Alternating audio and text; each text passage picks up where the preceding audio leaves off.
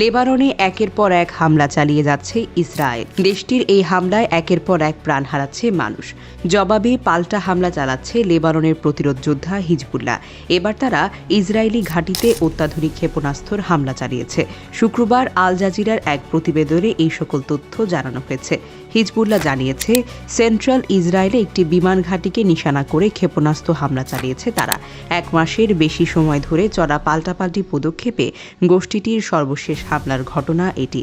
গোষ্ঠীটি জানিয়েছে, তেল আবিবের দক্ষিণে তেল নভ বিমান ঘাঁটিতে এই হামলা চালানো হয়েছে। হামলায় অত্যাধুনিক ক্ষেপণাস্ত্রের একটি বহর ছোড়া হয়েছে। আল জাজিরা জানিয়েছে, ইসরায়েলি সেনাবাহিনীর পক্ষ থেকে এই ঘটনায় তাৎক্ষণিক কোনো প্রতিক্রিয়া পাওয়া যায়নি। তবে তারা জানিয়েছে, পশ্চিমাঞ্চল এবং আপার গ্যালারি অঞ্চলে বেশ কয়েকটি ড্রোন ভূপাতিত করা হয়েছে। Centre for strategic and international স্টাডিজের তথ্য মতে, হিজবুল্লাহর কাছে অন্তত 10 ধরনের ক্ষেপণাস্ত্র রয়েছে। এর মধ্যে সবচেয়ে কম পাল্লার ক্ষেপণাস্ত্র হল ফালাক 1। এটি 110 কিলোমিটার দূরে লক্ষ্যবস্তুতে হামলা করতে সক্ষম।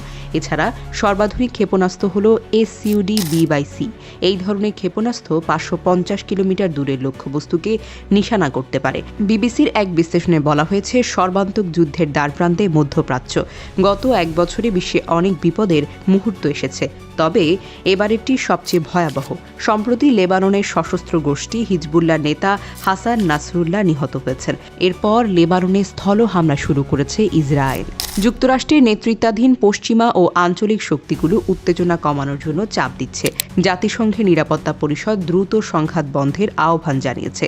শিল্পোন্নত দেশগুলোর জোট G7 এর পক্ষ থেকে সব পক্ষকে ধৈর্য ধরতে বলা হয়েছে, কিন্তু এখন পর্যন্ত সব প্রচেষ্টা ব্যর্থ।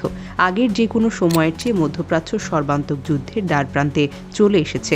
সম্প্রতি ঘটে যাওয়া এসব ঘটনার কারণে মূলত এই পরিস্থিতি সৃষ্টি হয়েছে। হিজবুল্লাহর প্রধান হাসান নাসরুল্লাহকে হত্যায় লেবাননের বৈরুতে গত 27 সেপ্টেম্বর সন্ধ্যায় ইসরায়েল বোমা হামলা চালায়। সেখানে ব্যাপক বিস্ফোরণের ঘটনা ঘটে।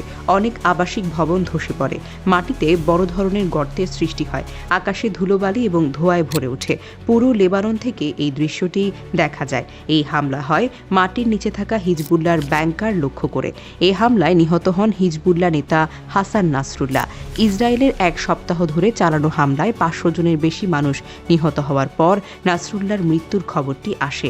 তারও 1 সপ্তাহ আগে এই সশস্ত্র গোষ্ঠীটিকে লক্ষ্য করে পরপর অসংখ্য ওয়াকিটকি এবং পেজার বিস্ফোরণ ঘটানো হয়।